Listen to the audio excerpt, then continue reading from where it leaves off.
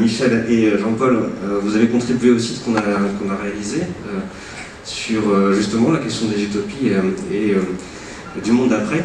Non pas le monde d'après Covid, mais le monde d'après tel qu'on peut imaginer, le monde tel qu'on peut le rêver. Et donc voilà, je suis particulièrement content de vous retrouver, enfin ou de vous découvrir, parce qu'en fait on n'a pas arrêté de se courir après, d'essayer de se rencontrer en vrai, et voilà qui est fait. Alors, on va garder le masque, hein, donc du coup, si vous avez des problèmes pour nous entendre, il ne faut pas hésiter à le dire. On est sur cette thématique, enfin la fin du monde, place à l'utopie, avec donc Michel Rieussarcé qui, avec Jean-Louis Laville, a écrit ce livre, Le réveil de l'utopie. Donc Michel, vous êtes historienne, professeur à Paris 8, vous avez travaillé sur ces questions d'utopie, sur le féminisme, sur les notions de liberté, etc. On pourra en reparler. Et nous avons également Jean-Paul Angélibert, donc pour ce livre, Fabuler la fin du monde, avec un sous-titre, La puissance critique des fictions apocalyptiques.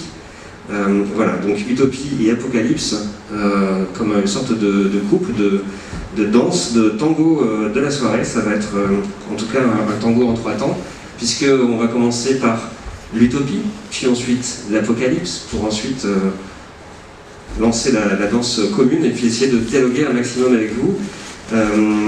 Voilà, les propos sont enregistrés, la rencontre est filmée, et donc vous pourrez retrouver cette conférence ou cette discussion à la fois sur le site de l'AMRES, qu'on remercie encore pour cette organisation, cette ténacité à tenir. Il faut tenir, il faut lutter.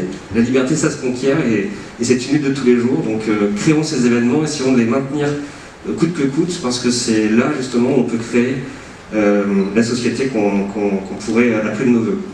Donc merci l'AMRES. Et sur le site également de Couleurs du Présent, vous retrouverez certainement cette vidéo très prochainement.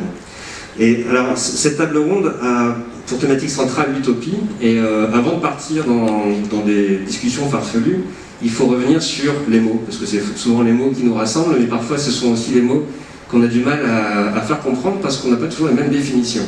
Et donc on va peut-être commencer avec Michel Rieussarcé sur la définition du mot utopie, et qui va nous permettre de servir de base en fait à cette discussion. Voilà. Donc qu'est-ce que l'utopie? Comment on définit l'utopie aujourd'hui? Et donc ce mot qui est au cœur de ce livre, Le réveil de l'utopie, écrit avec Jean-Louis Laville. Merci. Je pense qu'on pourrait d'ailleurs se mettre à deux, Jean-Paul et moi, pour vous définir l'utopie. Définir, c'est beaucoup dire, dans la mesure où l'utopie a fait un petit peu tous les métiers. Et surtout, on a considéré l'utopie pendant très très longtemps comme quelque chose d'illusoire, d'éphémère. Et j'ai passé mon temps, moi, à essayer de rétablir en quelque sorte l'utopie dans l'histoire. Alors c'est très complexe parce que, d'une part, l'utopie, c'est d'abord un texte écrit par Thomas More, qui a essayé d'imaginer un monde autre que celui dans lequel il était, et il a rusé avec son temps pour tenter justement d'être à la fois critique et se projeter dans un monde meilleur, dans un monde autre. Mais plus précisément, Jean-Paul parlera peut-être des utopies du XVIIe et du XVIIIe siècle, à partir du moment où la Révolution française, ou disons l'ère des révolutions, ou l'ère de la modernité, ou l'ère de la liberté entre en scène, les utopies entrent dans l'histoire. La césure, c'est un petit peu avec Condorcet, qui va écrire un texte absolument magnifique sur la certitude du bonheur humain, d'une certaine manière. Le progrès de l'esprit humain. Le progrès était considéré comme quelque chose qui allait apporter le bonheur. On pensait le progrès en termes d'humanité. Inversement, le progrès a été réduit au progrès des choses et des techniques à l'encontre de l'humanité.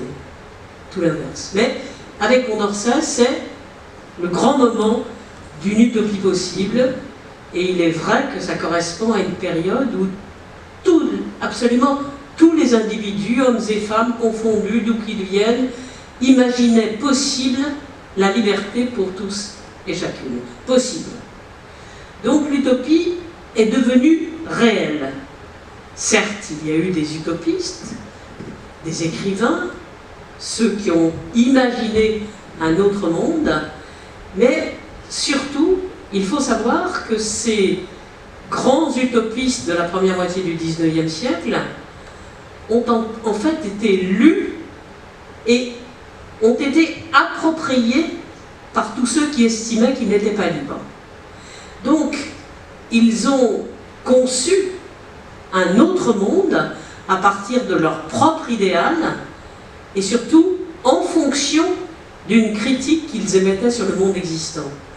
Donc l'utopie est devenue non seulement quelque chose qui entre dans l'histoire, mais un processus qui permettait à tous et chacun de s'imaginer dans un monde meilleur. Alors, qu'est-ce que l'utopie dans ce sens-là? L'utopie a été considérée dans la première moitié du XIXe siècle comme l'ennemi de l'ordre libéral, et c'est la raison pour laquelle, à partir des années 40, il a été construit comme illusoire, éphémère et gravissime.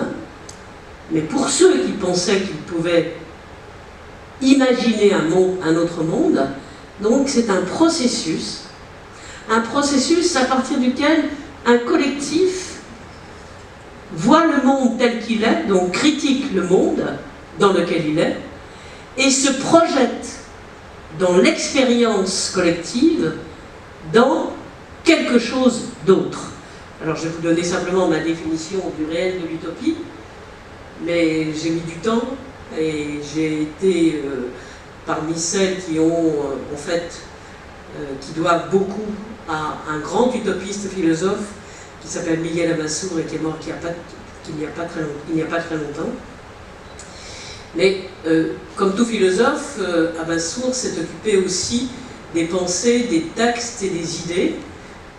Et il a peu réfléchi sur le processus concret de l'utopie. Donc la définition que je donne, une brèche expérimentale, collective, inspirée ou non de théories critiques, édifiée par des hommes et des femmes en rupture avec la société d'ordre et qui, suivant leur vision concrète d'une démocratie, imaginent un autre monde possible. C'est donc un processus infini, c'est-à-dire c'est toujours en devenir et c'est surtout inconciliable avec l'ordre existant. C'est la raison pour laquelle on ne peut pas confondre l'utopie avec les pays dits communistes, puisque l'utopie ne se confond absolument pas avec le totalitarisme. L'utopie est par définition inconciliable avec l'ordre existant. C'est une expérience collective, en devenir permanent, pour tenter non seulement d'imaginer un autre monde, mais de vivre ensuite, tous ensemble, une autre société, donc d'autres rapports sociaux. Je ne sais pas si vous voulez rajouter quelque chose.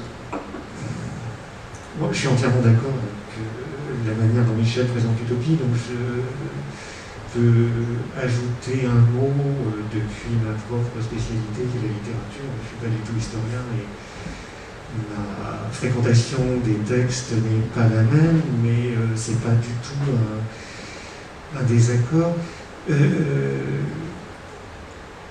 L'histoire de l'utopie, c'est très compliqué. Michel a le mérite de la présenter très clairement et avec beaucoup d'économie. Alors je ne voudrais pas revenir en arrière et compliquer les choses inutilement.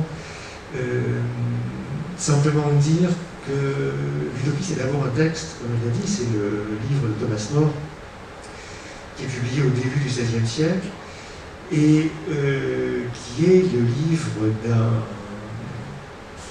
homme politique extrêmement important, et en même temps d'un homme politique extrêmement mécontent parce que son pays devient, et qui essaye d'intervenir comme il peut en politique par la fabrication d'une fiction. Et cette fiction est très retorse et très complexe. Ça n'est pas véritablement un programme politique, ça n'est pas purement non plus une critique de l'Angleterre de son temps.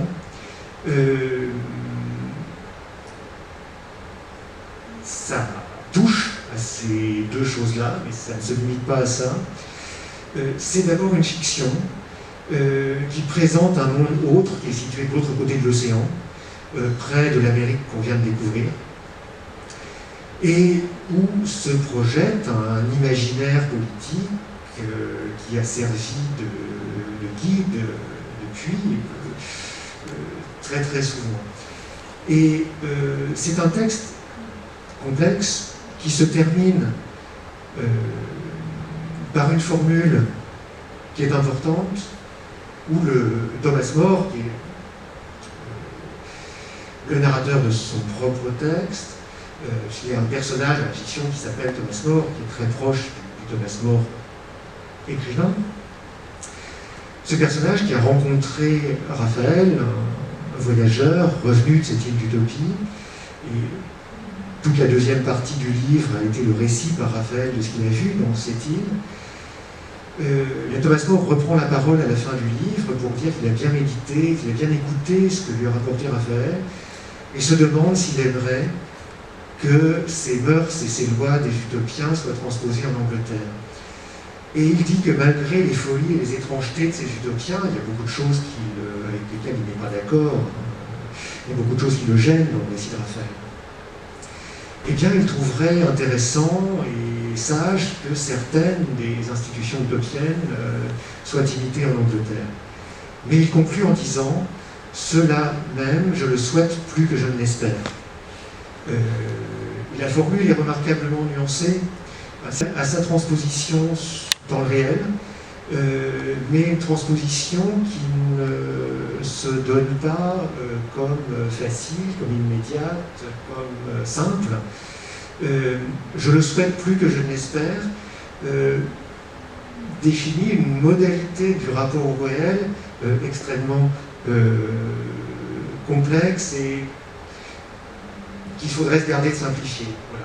Donc si l'utopie est toujours en devenir, c'est depuis le texte de Thomas More, parce que ce rapport au réel est à la fois revendiqué et revendiqué comme très délicat. Alors, Jean-Paul Angélibert, vous êtes professeur de littérature comparée à l'Université de Bordeaux.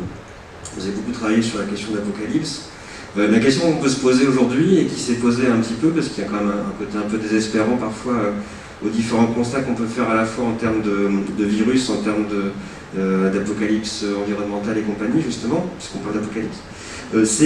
Est-il encore possible de croire en une utopie en temps d'apocalypse ? On a tous imaginé le monde d'après, au mois de mars, on y croyait, et puis on continue à croire que quelque chose est possible. La difficulté que ça me pose par rapport à ce livre, c'est que dès qu'il a été publié, j'ai pensé qu'il était en retard, parce que les perspectives apocalyptiques réelles semblaient rejoindre de plus en plus vite celles de la fiction. Parce que moi je parle de fiction, bien sûr. Ce livre ne porte que sur des fictions de fin du monde qui sont projetées dans un futur plus ou moins lointain. Mais évidemment, si j'en parle, c'est parce que la fin du monde préoccupe beaucoup de gens, j'ose pas dire tout le monde, et que nous sommes dans une époque qui imagine beaucoup plus facilement la fin du monde que l'utopie réalisée. Mais en même temps, si je m'y intéresse, c'est parce que les fictions de fin du monde, très souvent, n'imaginent la fin du monde que pour se projeter au-delà. Très souvent, on imagine la fin du monde pour se projeter après la table rase de notre présent, après la destruction de l'enfer sur Terre qu'est notre présent, et pour imaginer la reconstruction d'une société où la vie vaudrait la peine d'être vécue. Donc, oui,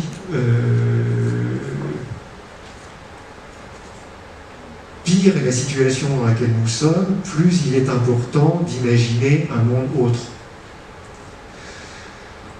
Et donc on a toujours besoin de se projeter dans un monde utopique. c'est assez étonnant de voir qu'on a donc ces récits apocalyptiques qui reviennent énormément avec tout ce qu'on traverse aujourd'hui dans l'actualité, mais que l'on assiste aussi au réveil de l'utopie, comme deux mouvements parallèles ou perpendiculaires. Je ne sais pas, il y a certainement des points de rencontre en tout cas. Et peut-être qu'on peut, pour justement essayer de creuser un peu ces notions-là, revenir sur l'histoire de cette notion, parce qu'on en a parlé un peu, mais la notion même d'utopie est une notion qui a été mise en dormance et qui revient. Comment expliquer ce réveil de l'utopie, Michel? Oui, je reviendrai sur ce qu'a dit Jean-Paul à propos de Thomas More. Il a tout à fait raison dans cette phrase finale. C'est à la fois l'ambiguïté et la ruse de Thomas More, mais d'après l'interprétation de Miguel Amassour dont je parlais tout à l'heure, Miguel Amassour lit Thomas More en expliquant qu'il a créé cet idéal, cette fable, en inversant l'Angleterre. C'est l'Angleterre inversée, c'est une île, c'est une autre île, pour essayer justement d'imaginer quelque chose d'autre. Et c'était une manière de ruser, puisque ça ne l'a pas empêché d'être exécuté, et avec ce malentendu dont il a été victime, puisque l'Église l'a reconnu comme un saint. À mon avis, c'est une erreur absolue, mais bon, ça ne regarde pas, c'est sans importance. À partir de ce moment-là, l'évolution historique a été lente, mais une évolution historique qui tendait toujours vers cette force extraordinaire d'imaginer un autre monde. Alors ce sont les Lumières, ce sont tout ce qui s'est déroulé, avec les erreurs, tout ce qu'on peut imaginer, mais d'imaginer un autre monde. Sauf qu'à partir du moment où il était possiblement accessible pour chacune et chacun de se situer dans ce monde, dans la mesure où, à partir de la fin du XVIIIe siècle et du début du XIXe siècle, tous sont persuadés que la transcendance divine n'a plus du tout la même efficacité. C'est-à-dire que les hommes sont responsables d'eux-mêmes, non seulement de leur devenir, mais de leur propre histoire. Vous imaginez le tournis que ça implique. Et si vous lisez les textes de cette période-là, de n'importe qui, d'une certaine manière, c'était un choc émotionnel terrifiant, parce qu'on avait l'impression que tout le monde était responsable. Alors on se situe un petit peu dans la situation présente, comme si l'apocalypse actuelle, ou l'effondrement, ou tout ce qui nous menace d'une certaine manière, et tout ce dont les hommes sont responsables, cette responsabilité nous revient comme un boomerang. Alors on s'interroge, pas simplement sur le devenir d'après la fin du monde, mais on s'interroge en se posant la question, mais comment en est-on arrivé là? Et c'est à partir de là qu'il y a ce réveil de l'utopie, parce que pendant 2 siècles, nous avons assisté impuissants et impuissantes à un processus qui nous a dominés tous, nos ancêtres, comme tous ceux qui nous ont succédé. C'est-à-dire que nous avons appris partout en Occident et ailleurs, où on nous a appris à librement nous soumettre.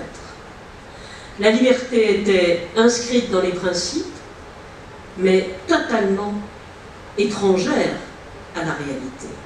Et plus les progrès techniques ont été réalisés, plus la technique a assujetti l'homme. C'est la raison pour laquelle il faut absolument non pas lire un utopiste labellisé, mais quelqu'un qui pourrait être considéré comme un dystopique, Gunther Anders, qui dans les années 50 a écrit L'obsolescence de l'homme. Il considérait que nous étions responsables de cette illusion considérable qui faisait qu'après Hiroshima, après Nagasaki, après la Shoah, on a été capable de se laisser aller à ce qu'en Occident on a appelé les 30 glorieuses. comme si l'assujettissement des individus aux choses laissait croire à une liberté, et plus ça allait, plus nous étions enfermés, librement d'une certaine manière. Tant et si bien qu'aujourd'hui la liberté, c'est la liberté de se vendre. Les mots ont été inversés, et cette inversion doit nous interroger. Donc, nous sommes responsables d'une certaine manière, et plus que jamais, il est nécessaire non seulement de se projeter dans l'avenir avec une utopie réelle, mais il faut revenir sur le passé et comprendre comment avons-nous pu nous laisser enfermer dans un processus d'irresponsabilité totale et d'impuissance. Et c'est pourquoi il faut réfléchir sur ce moment singulier où on a laissé faire, par exemple, des historiens qui, après la chute du mur de Berlin en 1989, disent, comme François Furet, nous n'avons pas d'autre choix que de vivre dans le monde dans lequel nous sommes. Comment nous n'avons pas d'autre choix? Parce que ce monde dans lequel nous sommes n'est pas celui souhaité par tous ceux qui ont cru possible. Non pas une utopie dans une île idéale, mais une véritable transformation des rapports sociaux, faire en sorte que l'homme et les femmes puissent accéder au bonheur collectif. Jamais, dans la première moitié du XIXe siècle, on a imaginé possible une conciliation, une concordance entre la révolution industrielle et l'exploitation de l'homme par l'homme. Fourier, un des grands utopistes qui a imaginé, effectivement, disait que la première réflexion qu'il faut se faire, disait-il, à partir du moment où on exploite la nature, c'est l'avant-courrière de l'exploitation de l'homme par l'homme. On l'a pris pour un doux illuminé. Et quand on revient sur cette période, on s'aperçoit que ceux qui ont cru, qui ont fait les révolutions 1830, 1848, à l'échelle de l'Europe, étaient certes influencés par les utopies, ou les textes utopiques, mais pensaient que, définitivement, la liberté était accessible. Toutes les autorités politiques morales ont tellement eu peur qu'ils ont considéré que l'utopie c'était l'ennemi. Et donc, on a construit une utopie illusoire, une utopie impossible, une utopie qui fait croire au peuple ignorant à un monde meilleur. Et c'est comme ça que l'utopie a été reléguée hors de l'histoire. C'est pour ça qu'il faut maintenant, me semble-t-il, avoir ce regard aussi bien du côté de l'avenir que du côté du passé, pour demander à toutes les autorités libérales et néolibérales des comptes et faire en sorte de se réapproprier un principe progressiste à cette époque-là, c'est-à-dire le principe de liberté, mais faire en sorte de ne plus librement se soumettre, mais dorénavant de faire en sorte que la vie dont tout le monde, à laquelle tout le monde aspire, eh bien cette vie dépende de nous-mêmes et pas de ceux qui, pendant 2 siècles, comme l'a dit très justement Derrida dans Spectre de Marx, 2 siècles d'illusions et de mensonges. Nous nous réveillons maintenant, pas simplement nous, mais partout dans le monde. C'est la raison pour laquelle la répression est si forte. Parce que justement le miracle en Algérie réveillait pas simplement l'utopie au sens fictionnel, mais ce moment extraordinaire des années 60 où un peuple, enfin, pouvait rester libre chez lui. Eh bien, cette liberté a été confisquée par des autorités, et le Irak était en quelque sorte cette prise de conscience. Bref, partout, au Chili par exemple, ces derniers mois, ces dernières années, il y a eu un mouvement extraordinaire. Donc, je ne l'énumère pas, vous les connaissez aussi bien que moi. C'est pour ça que ce double regard, aussi bien sur le passé que sur l'avenir, me semble nécessaire, mais ça demande une lucidité à toute épreuve. Je pense, Jean-Paul, qu'il y a des éléments d'histoire commune entre l'histoire de l'utopie et l'histoire de l'apocalypse, en tout cas de l'usage de l'apocalypse dans la fiction, tel que vous l'avez décrite dans ce livre, Fabule de la fin du monde. Quand on voit le lien entre, je pense par exemple quand vous décrivez le dernier homme, par exemple, le lien avec la science, la modernité, la critique justement de la société technicienne, voilà, je pense que vous avez certainement des choses sur lesquelles rebondir dans ce qui vient d'être dit. Oui, oui.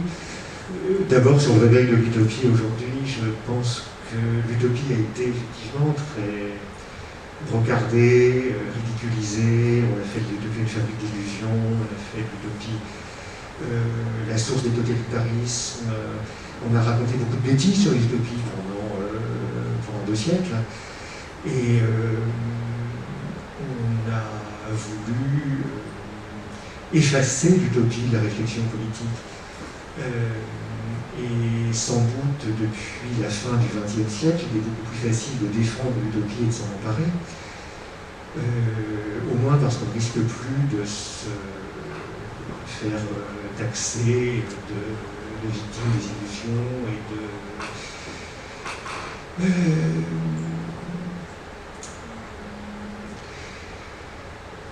et d'affreux staliniens, etc. Donc aujourd'hui, l'utopie peut revenir dans un moment de grande confusion politique comme un instrument de réflexion et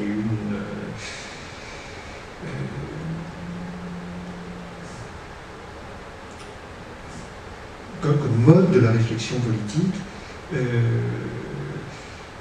Et il est sans doute urgent de s'en emparer parce qu'on est à un moment de l'histoire où les choses vont très très vite. Alors sur les points de contact avec les discours, les fictions apocalyptiques, les points de contact sont partout.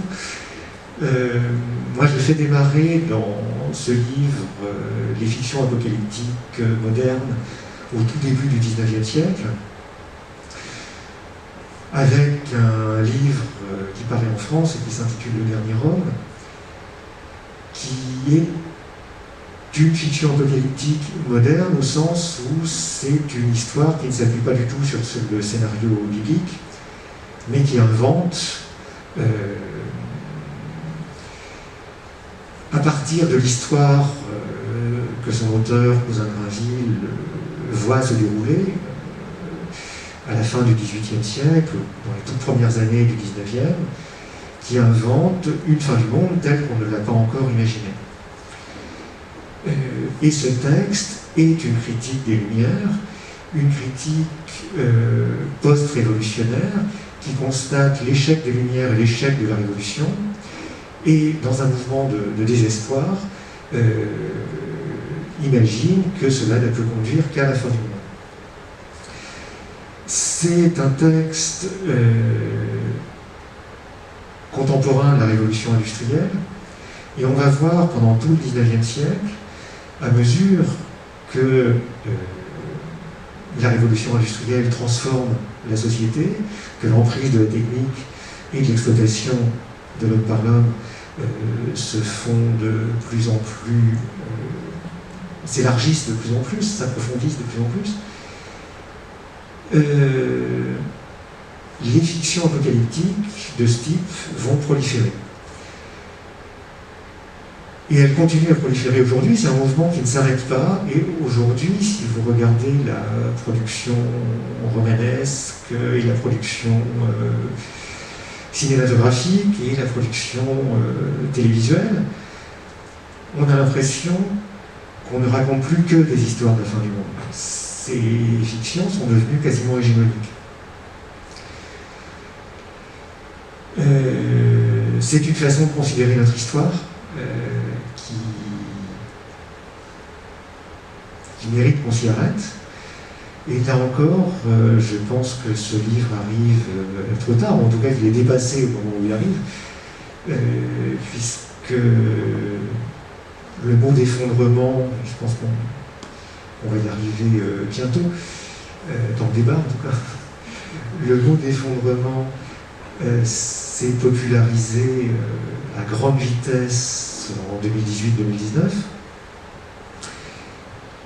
Et en 2020, le Covid est arrivé.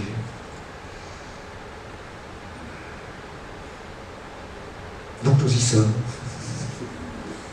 Et ce qui est intéressant, c'est de voir à quel point, finalement, à partir du moment, parce que finalement, alors, sauf avec Mélancolia où on essaie d'attendre, je crois que c'est à 4h44 la fin du monde et tout le monde observe, attend, va dans sa cabane, vit ces derniers instants dans une sorte de sublimation de l'événement.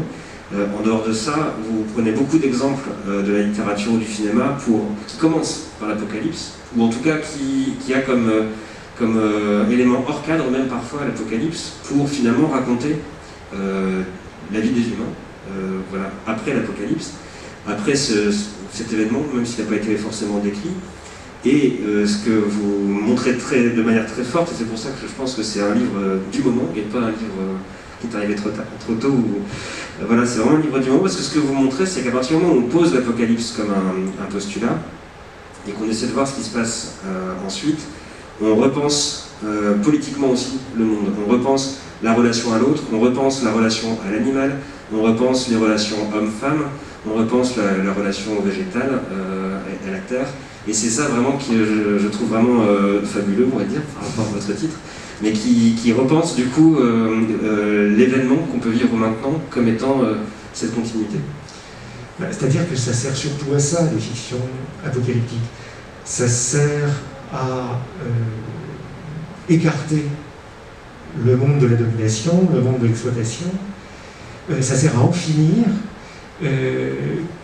pour imaginer ce qui peut se reconstruire ensuite. C'est-à-dire c'est difficile aujourd'hui pour un romancier d'imaginer une utopie comme on les imaginait au XVIIIe siècle. Le tour de la planète a été fait, il n'y a plus d'île déserte, où situer une société qu'on découvre. La science-fiction classique a imaginé beaucoup de cités utopiques dans l'espace qu'on découvrait sur des planètes lointaines, etc. Mais ça, c'est un peu passé de mode. Donc, il est beaucoup plus facile pour un romancier d'aujourd'hui d'imaginer une société différente sur Terre, dans les ruines de notre monde, et après que tout a été détruit, quelle que soit la manière dont ça a été détruit. Ça conjugue deux préoccupations. D'une part, la hantise d'un effondrement, qui est une hantise extrêmement présente aujourd'hui. D'autre part, ce discours, qui est un des discours les plus intéressants dans les sciences humaines aujourd'hui, qui consiste à se demander comment vivre dans un monde abîmé. Je pastiche le titre d'un colloque qui s'est tenu à Berkeley, qui avait été organisé par Anat Singh, l'auteur de ce livre extraordinaire qui est Le champignon de la fin du monde. C'est un grand livre d'anthropologie. Anat Singh avait demandé à ses collègues de réfléchir à ce que voulait dire vivre dans un monde abîmé. Quelles relations doivent s'inventer pour survivre dans un monde abîmé? Et ça a donné un numéro de la revue Critique, c'est un titre qui a déjà été pastiché par la revue Critique dans un numéro de l'année dernière. Puisque nous vivons dans un monde abîmé à l'échelle planétaire, il faut se demander comment réinventer des relations avec les plantes, avec les animaux, entre êtres humains, pour refabriquer un monde vivable dans les ruines. Et les fictions apocalyptiques, elles servent essentiellement à ça, ce sont des fictions expérimentales comme les utopies classiques, mais au lieu de se situer sur une île de l'autre côté de l'océan, elles se situent sur la même planète, sur laquelle on vit, une planète abîmée, et se demandent comment reconstruire quelque chose là. Un exemple à la fois connu et très, très intéressant est celui de la trilogie de Margaret Atwood, grande romancière canadienne, Manhattan, un ensemble de 3 romans publiés entre les années 2000 et 2013, qui imagine une épidémie, mais pas tout à fait comme le Covid, c'est beaucoup plus fulgurant et beaucoup plus mortel, qui anéantit quasiment l'humanité, et les quelques survivants doivent réinventer quelque chose. Alors, ce sera un petit peu long pour raconter le roman, puis ce serait pas... Je ne suis pas venu ici pour ça. Mais à la fin, dans le dernier volume, se réinvente une utopie, vraiment, qui ressemble beaucoup aux utopies classiques. Au bord de la mer, se réinventent des relations élaborées de manière démocratique entre les groupes de survivants. Et cette réinvention repense les rapports entre les hommes et les femmes, repense les rapports entre êtres humains et animaux, entre êtres humains et presque humains, parce qu'il y a aussi des mutants, enfin, des créatures fabriquées par le génie génétique, et qu'il s'agit d'intégrer aussi à cette société multi-espèces, et repense les relations économiques et repense les relations avec la nature en général. Il y a là, dans la fiction, beaucoup de choses de ce qui doit être imaginé et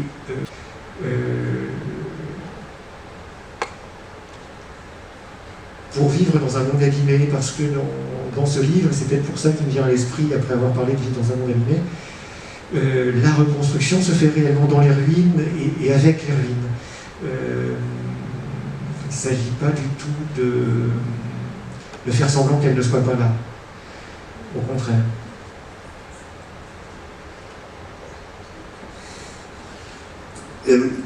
Alors ce qui est aussi intéressant, c'est que souvent on imagine qu'il y a eu un chaos généralisé à l'échelle de la Terre, mais on se focalise souvent sur quelques humains, un groupe d'humains, une manière de se reconstruire très localement. C'est pour paraphraser un peu le slogan d'attaque Penser global, agir local. Et ce qu'on retrouve finalement aujourd'hui, c'est aussi, et je pense que tout ça, ça dévient forcément, c'est aussi ces petits îlots où on essaie de créer des utopies réalistes, on essaie de réinventer le rapport à l'autre et le rapport au monde, à travers notamment les expériences sur les ZAD, les zones à défendre, chez les apatistes ou à d'autres endroits. Et c'est ce qu'on retrouve aussi d'ailleurs dans votre livre, Michel, où vous revenez sur ces expériences, où on essaie d'inventer...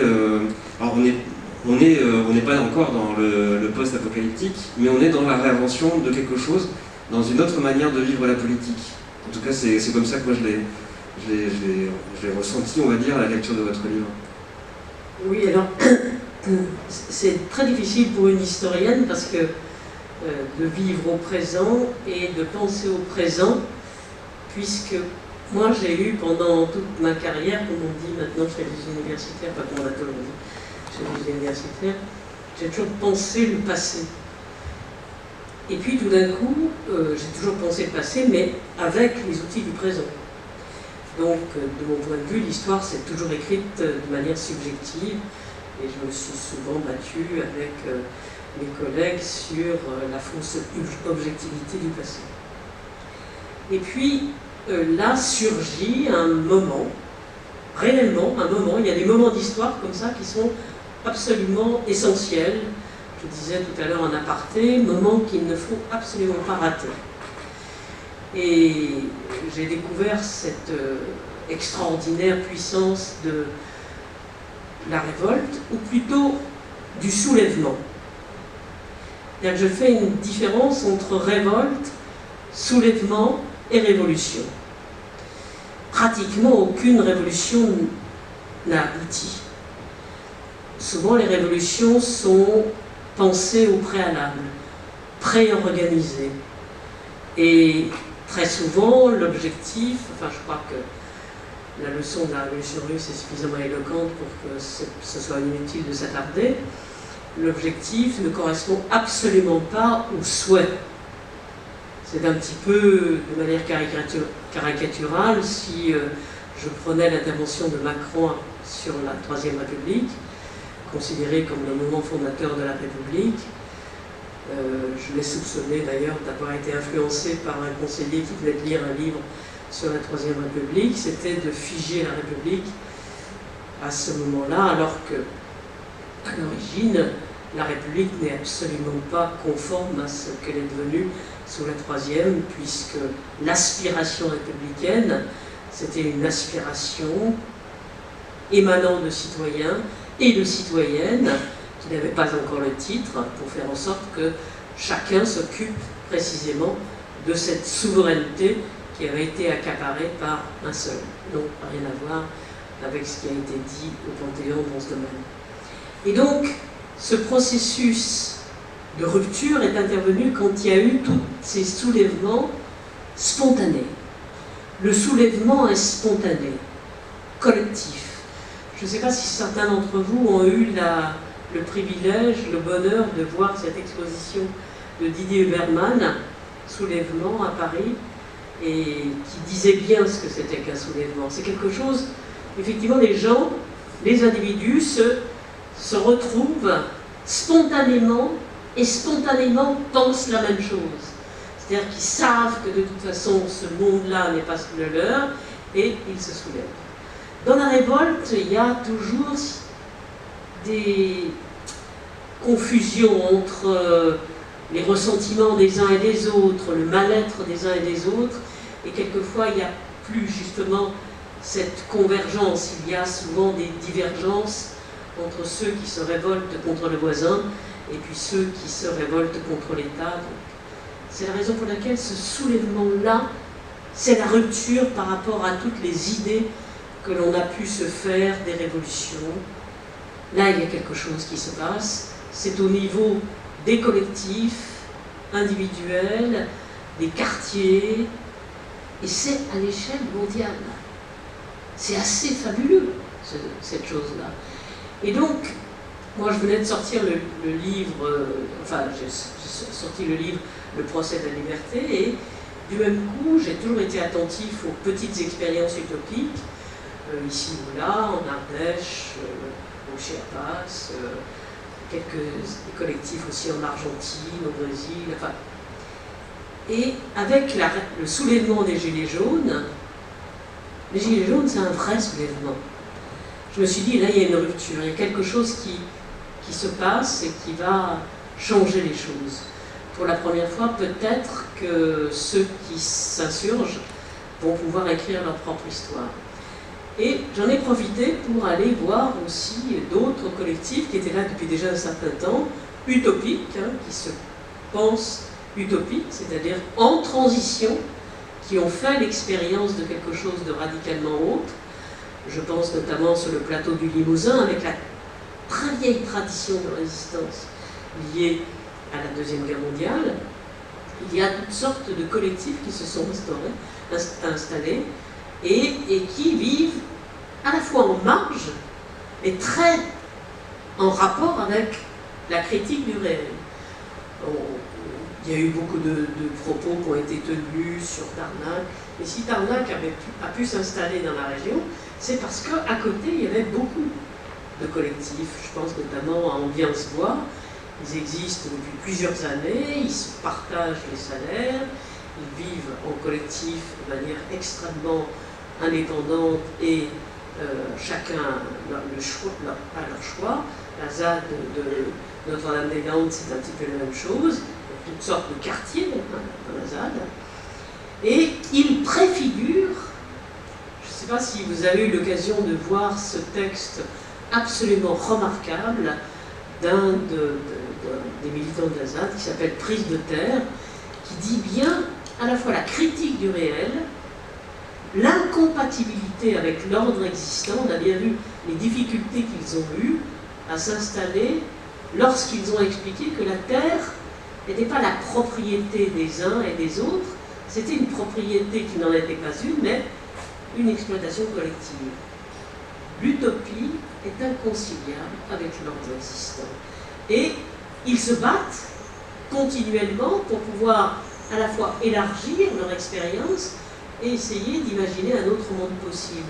Regardons précisément ce qu'ils font, ici et là, et nous comprenons par exemple, comme l'a très bien vu un de mes amis qui a travaillé au Chiapas, c'est-à-dire qu'il réinvente la tradition. Vous imaginez réinventer la tradition, prendre du passé ce qui a été arasé, mais prendre ce qui est précisément conciliable avec un devenir possible. Et du même coup, cette réinvention de la tradition, on le retrouve dans des textes absolument remarquable de Walter Benjamin, théoricien avec lequel je travaille, si je puis dire, puisque celui-ci a été un de ceux qui ont imaginé cette résurgence des possibles non advenus. C'est-à-dire que quand on regarde le passé, on s'aperçoit qu'il y a des événements advenus et puis d'autres qui étaient considérés comme possibles, mais qui ont été éliminés du passé parce qu'ils ne sont pas advenus. Et pour faire en sorte d'écrire l'histoire d'événements non advenus, il faut se tourner vers la littérature, ou presque. Je pense à Balzac, qui était à des kilomètres de l'utopie, mais il a perçu quelque chose qui était particulièrement intéressant, et il a dit dans Les Paysans de Balzac, dans Les Paysans, le dernier livre qu'il a écrit, il a dit l'histoire, il parlait de, lui se considérait comme l'historien des mœurs, et donc il considérait que ses contemporains, les historiens, ne faisaient pas l'histoire correctement. Ils écrivent l'histoire d'événements advenus sous prétexte que c'est advenu. Et ils arrivent même à écrire, dit-il, l'impossible. Or, la véritable histoire, il faut l'écrire pour rendre saisissable tout événement, même celui qui apparaît totalement incongru.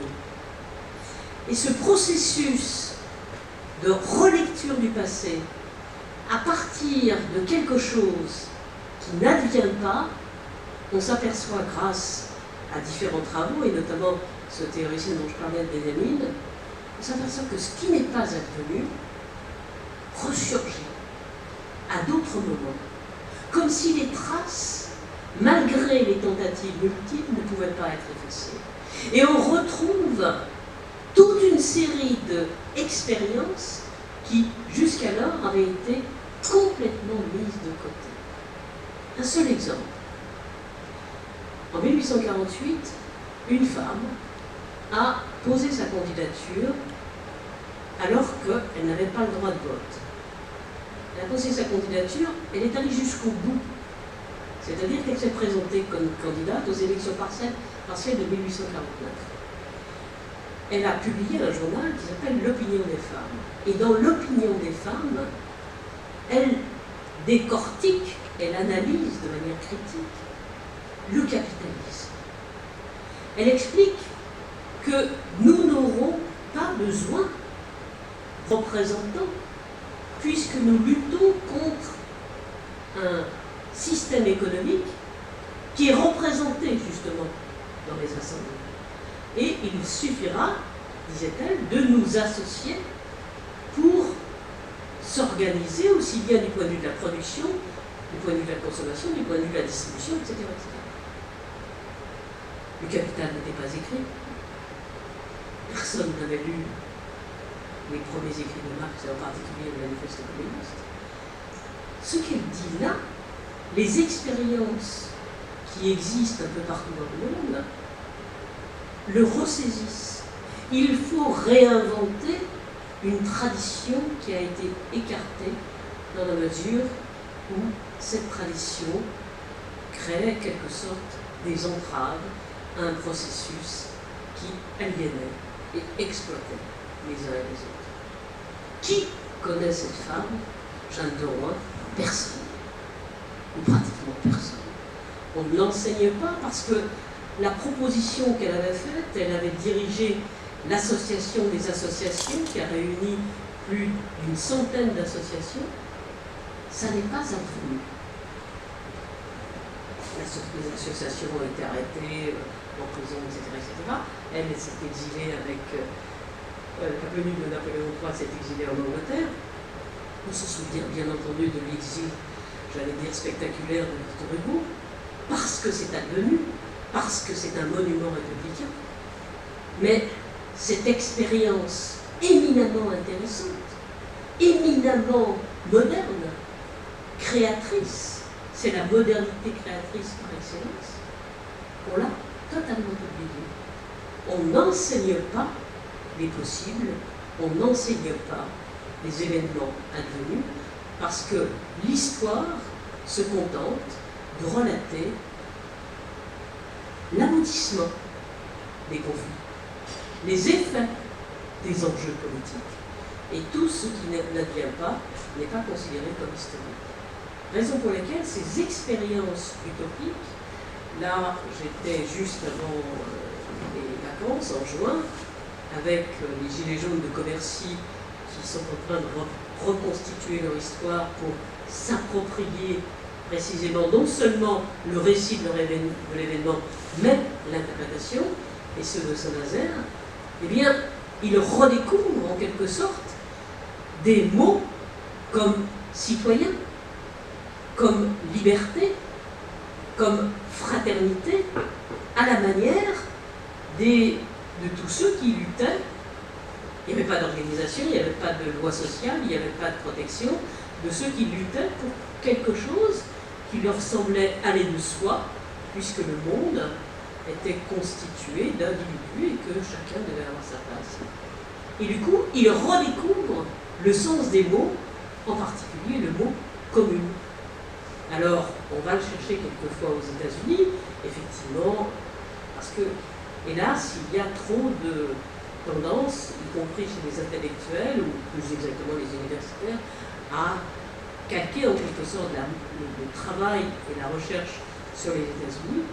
Et donc, là, il se trouve quand même que, effectivement, il y a eu cet élan anarchiste extraordinaire sur cette question de commune, mais la commune, effectivement, je ne parle même pas de la commune de Paris, la commune, c'était une préoccupation des premiers utopistes, et notamment considérant qu'il n'était pas particulièrement radical, comme on dirait si on prend les expressions actuelles, mais il était loin de la radicalité des apparences telles qu'elles se présentent aujourd'hui.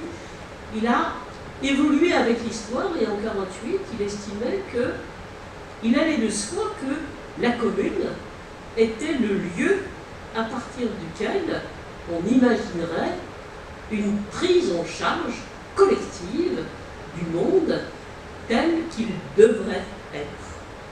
Ce petit noyau à la Rousseau, c'est-à-dire à partir duquel les individus peuvent se réunir et à la fois s'organiser et par ailleurs aussi projeter un autre monde, d'autres rapports sociaux à partir de ce petit collectif de la commune. Et aujourd'hui, la commune devient vraiment l'expérience collective par excellence. On va, si je puis dire, non pas commémorer, mais célébrer le 150e anniversaire de la commune. Il y a toutes sortes d'associations qui s'en occupent.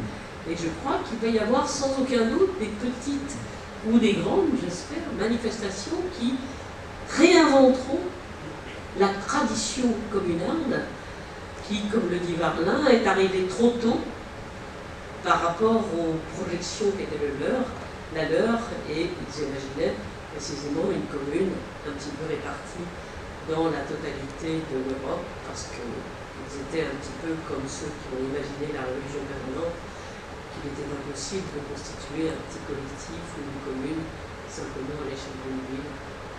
Ils espéraient que ça se reproduirait un peu partout. Ce qu'ils ont espéré à cette époque-là, c'est à l'heure actuelle en train de ressurgir. On réinvente la tradition commune. Au double saut de Ça rapproche aussi des mouvements municipalistes, par exemple espagnols, etc. Effectivement, il y a des fois communs. Alors, on va essayer, il nous reste une vingtaine de minutes pour échanger avec vous. Alors, protocole Covid oblige, je vais me lever. Je vais tendre le micro et vous viendrez au micro, parce que je ne peux pas faire passer le micro, sinon je transmets, vous allez transmettre, enfin bref, tous ces trucs. Donc voilà, si vous avez des questions, des réflexions sur ce qui vient d'être dit, si vous avez voilà, des oppositions aussi, le débat est ouvert, c'est le moment d'en parler, c'est le moment de vous, de prendre la parole, de saisir le micro autant que possible, en tout cas les mots, et donc je passe de l'autre côté de la lumière,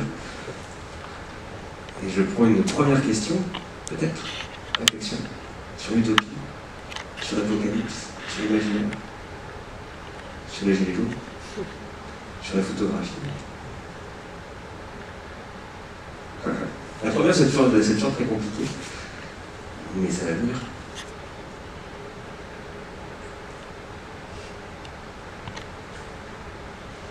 Ah, voilà, ma foi.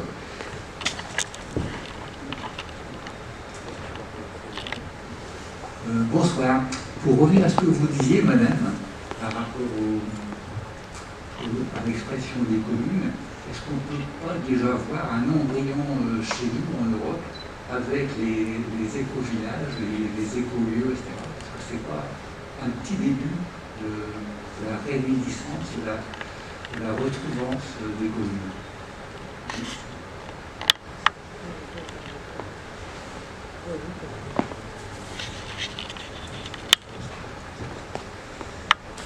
Je pense que Jean-Paul est mieux à même de pouvoir répondre. Ouais, avec le micro, ce serait... Je ne suis pas sûr, mais je peux essayer. Je pense qu'en tout cas, il y a une vraie soif de communes aujourd'hui. Ça se manifeste dans plein d'endroits. Effectivement, les écolieux sont un de ces endroits. Il y a une vraie chance aussi, c'est que les moyens de communication actuels permettent de savoir très vite et très bien ce qui se passe ailleurs. Ça permet des échanges d'idées et de pratiques extrêmement rapides et ça facilite sans doute beaucoup les expériences. Et j'ai pas de connaissance particulière des utopies concrètes en cours de réalisation. Je ne vais pas vous donner une liste d'exemples, et je pense qu'effectivement il y a aujourd'hui une quantité d'expériences qui s'essayent, et que dans le monde abîmé dans lequel on est, il y a quand même une chance, c'est que ces expériences peuvent se partager sans doute plus facilement qu'hier.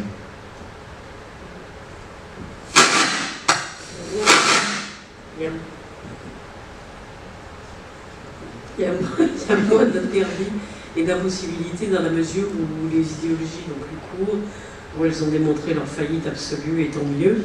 Il faut tout réinventer. Mais il faut bien s'imaginer ce que ça peut représenter l'idée de commune telle qu'elle a été imaginée au XIXe siècle. C'est-à-dire que bien sûr c'est Rousseau qui est un petit peu derrière tout ça, d'une certaine manière, mais concrètement, quand la Révolution est intervenue, les gens se réunissaient par quartier, par village, et donc il y avait cette proximité, cette connaissance, cette fraternité qui se créait. Et on peut parfaitement penser que le plus efficace, c'est parce qu'on se connaît, qu'on a connaissance l'un de l'autre, des difficultés, de tout ce qui fait en quelque sorte communauté. Et puis cette forme de fraternité que les collectifs reconstituent, avec cette attention extrêmement importante à la démocratie, c'est-à-dire à faire en sorte que tous et chacun puissent prendre la parole, quelles que soient les difficultés qu'ils peuvent avoir pour s'exprimer pendant, par exemple, la petite expérience de Nuit debout. Je ne sais pas si à Lille, il devait y en avoir aussi. Moi, j'ai l'expérience de celle de la République, où on voyait les tentatives extraordinairement intéressantes. Les gens qui étaient derrière disaient « mais c'est long », où chacun s'exprimait, même avec difficulté. J'ai vu par exemple le secrétaire général de la CGT attendre 2 heures avant de prendre la parole. Et ça, cette attention à l'autre, comment peut-on l'avoir autrement que dans un petit collectif, au niveau d'un village, au niveau d'un quartier? Et donc c'est ça l'idée de commune.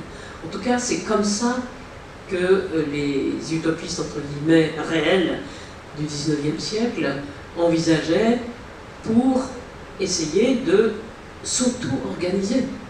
Pour s'auto-organiser, encore faut-il avoir cette idée de l'autre et ce respect de l'autre qu'on fait tout aujourd'hui pour écarter.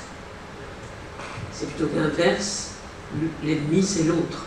Donc il faut être contresens pour résister, et on ne peut pas résister seul. Donc, ça ne peut être que collectif. Une autre remarque, question, réflexion?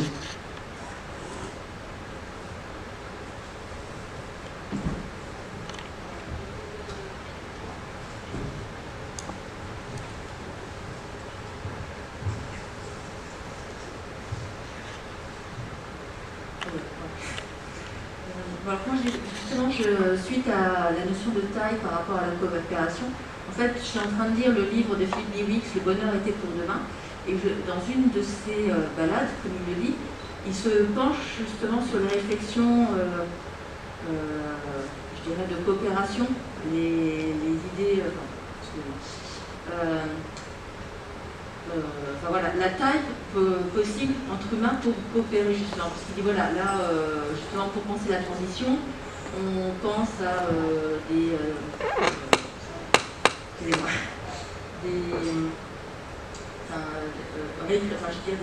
idées de coopération. Il dit mais le problème c'est que autant à l'échelle d'un quartier, je dirais d'une commune, on peut coopérer, mais qu'ensuite se pose la question de taille. Et donc par rapport justement à l'idée d'utopie par rapport à un autre monde, et là ce que vous soulevez bien justement par rapport à la commune, c'est que voilà, là on a une taille par rapport à l'île debout où on peut aller vers l'autre et on peut arriver à coopérer. Et justement si on passe par rapport à cette question de justement d'utopie, je dirais plus grande échelle, puisque vous parliez également de la République, est-ce qu'il n'y a pas justement à un moment donné il y a un problème de taille par rapport justement à la coopération et par rapport, je dirais, à la nature de l'être humain, qui justement dans sa réflexion, il s'observe mais voilà, il faudrait que les constructions et les idées qui sont imaginées, en fait, s'adaptent également à la nature de l'être humain, à la fois le bien, le mal, sa capacité à coopérer, mais aussi sa capacité à, je dirais, une certaine rivalité et à un moment donné, c'est ensemble. Je ne sais pas si je suis arrivée à être claire, puisque en fait c'est à la fois une réflexion par rapport à ma lecture et par rapport aux échanges que vous avez eus.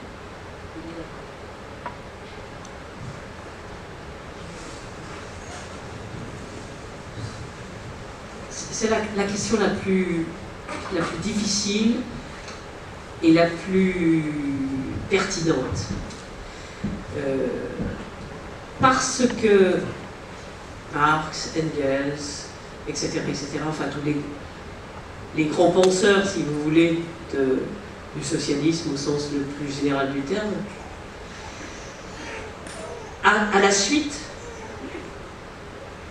on s'est dit, bon, toute la période utopique où on a cru qu'on pouvait changer le monde, ça a failli, ce ne sont que des illusions. Il faut en fait imaginer la révolution avec une prise du pouvoir d'État. On a répondu, ils ont répondu à votre question. Mais ils ont répondu de travers. Parce que, effectivement, pour correspondre entre, ne serait-ce que Paris et Marseille, Lille et Lyon, il faut qu'il y ait des émissaires. Admettons, soyons utopiques, que, y compris le Covid, oblige une auto-organisation et comment on va prendre connaissance de ce qui se passe ailleurs, etc., etc. Si on veut se passer des tutelles étatiques ou des tutelles quelles qu'elles soient, il faudra bien sûr un temps infiniment long. Il va y avoir des échecs, il va y avoir toutes sortes de régressions. Les gens ont été habitués à déléguer le pouvoir, leur pouvoir. On a appris pendant 2 siècles, ce que je disais tout à l'heure, à librement se soumettre. Donc il faut faire, comme vous le dites très juste, avec les gens tels qu'ils sont, à la fois conscients et puis aussi aliénés. Kant disait on préfère la sécurité, les 3/4 des gens préfèrent la sécurité à la liberté. Bon, c'est encore vrai maintenant. C'est-à-dire qu'il faut s'apprêter à la fois à imaginer quelque chose où collectivement il y a une auto-organisation à la petite échelle, et puis une transition qui va être longue, difficile, où l'État est encore nécessaire, où il faut faire appel. Je prends un exemple, au niveau du quartier, on a essayé de le faire au niveau du 13e arrondissement à Paris, à un moment, et bon, les gens disaient, bon d'accord, mais nous on ne peut pas faire grand-chose si la mairie n'est pas d'accord, etc., etc. Donc il y a eu des propositions extrêmement intéressantes. Bon, bah, on va par exemple assister au conseil municipal et puis petit à petit, peut-être essayer de constituer un contre-projet, une assemblée de citoyennes à qui le conseil municipal rendra des comptes. Il va y avoir toutes sortes de propositions de ce type. On ne peut pas rayer d'un coup l'État pour faire en sorte que, peu à peu, la prise de conscience corresponde à une auto-organisation. Mais l'auto-organisation est la chose la plus difficile parce que s'occuper de soi-même et des autres en même temps, c'est être responsable. Et du coup, c'est extrêmement compliqué. Par exemple, là, le petit gamin vient de partir. Bon, admettons que la maman est obligée de suivre. Admettons, par exemple, que vous soyez très intéressé par le propos qu'elle aurait tenu si elle avait pu prendre la parole. Bon, essayons de s'auto-organiser pour que la maman ne parte pas avec l'enfant et que l'enfant puisse être gardé par quelqu'un qui a envie de respirer, etc. etc. C'est à l'échelle, à la plus petite échelle qui soit, l'auto-organisation, tout en imaginant qu'est-ce qui va se passer là, à l'heure actuelle, dans X et X pays, qu'est-ce qui se passe à l'heure actuelle là, entre l'Arménie avec le conflit qui est en train de se dérouler, et que dire de ce qui se passe en Syrie, à la fois être conscient de ce qui se passe à l'échelle internationale, et puis d'autre part, tenter de répondre tout en espérant un autre monde, mais en le construisant en même temps. Peut-être que ça ne sera pas notre génération, enfin ça ne sera pas la mienne en tout cas, mais peut-être la vôtre. Mais il faut imaginer que... Mais les choses vont vite aussi, si je peux ajouter un mot. Ce qu'on a vu depuis mars de cette année, c'est un écartement de l'échelle des deux côtés. On a vu au moment du confinement se constituer plein de réseaux de quartiers, des réseaux informels, pour s'approvisionner, pour aider les gens, pour aller se voir, etc. Et là, il y a eu un mouvement de solidarité à l'échelle des quartiers qui était formidable, qui est allé très vite. Ça a pris quelques semaines. Et en même temps, on a vu une prise de pouvoir extraordinaire par les GAFA, là par des réseaux mondiaux, et on a vu une emprise extraordinaire sur nos vies par des réseaux super étatiques et qui ont un pouvoir très largement supérieur à celui des États, et à une échelle planétaire. La difficulté aujourd'hui, elle est sans doute d'autant plus grande que l'échelle s'est énormément tendue, elle s'est énormément agrandie. Et effectivement, la question que vous posez, la réponse est sans doute d'autant plus difficile que nous sommes à un moment où l'échelle n'a jamais été aussi grande. Échelle dans l'espace, échelle des pouvoirs aussi. Il y a une réappropriation nécessaire des techniques, et notamment des techniques de communication, ça n'a jamais été aussi urgent.